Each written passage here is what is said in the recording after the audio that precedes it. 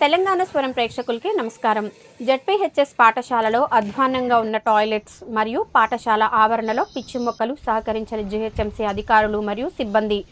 Primary మరియు high స్కూల్లో మొత్తం 600 మంది విద్యార్థులు ఉన్నారు. కానీ వారందరికీ కలిపి 2 టాయిలెట్స్ మాత్రమే ఉన్నాయి.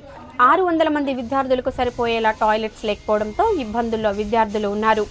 విద్యార్థులకు తాగడానికి పాఠశాలలో నల్లా కనెక్షన్ ఉన్నప్పటికీ నీటి ట్యాంకర్ లేదు. వారు నీళ్లు తాగాలంటే నల్లా దగ్గరే పట్టుకుని తాగాల్సి వస్తోందని అన్నారు. ఈ విధంగా వారు తాగునీటి సమస్యను ఎదుర్కొంటున్నారు. నల్లా రాకపోతే బయట నుంచి క్యాన్స్ ద్వారా కొనుక్కొని తాగాల్సి వస్తోంది. రాష్ట్ర వ్యాప్తంగా జూన్ 15న బడిబాట కార్యక్రమంతో పాఠశాలలు పునఃప్రారంభం కానున్నాయి.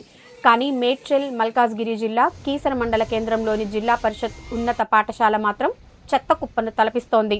స్కూల్ ఆవరణలో ప్లాస్టిక్ బాటిళ్లు, కాగితాలు చెత్త కుప్పలుగా పడి ఉన్నాయి. పరిస్థితి అధ్వాన్నంగా ఉంది.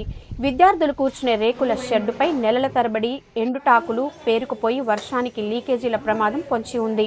స్వచ్ఛమైన తాగునీరు అని బోర్డు పెట్టిన వాటర్ ప్లాంట్ చుట్టూ నరికిన కొమ్మలు, ముళ్ళ కంపలతో నిండిపోయి ఉంది. క్లాస్ రూమ్ కారిడార్లు ఊడవకుండా దుమ్ము, ధూళితో ఉన్నాయి. అన్నింటికంటే దారుణంగా క్లాస్ రూమ్లు ఉన్నాయి.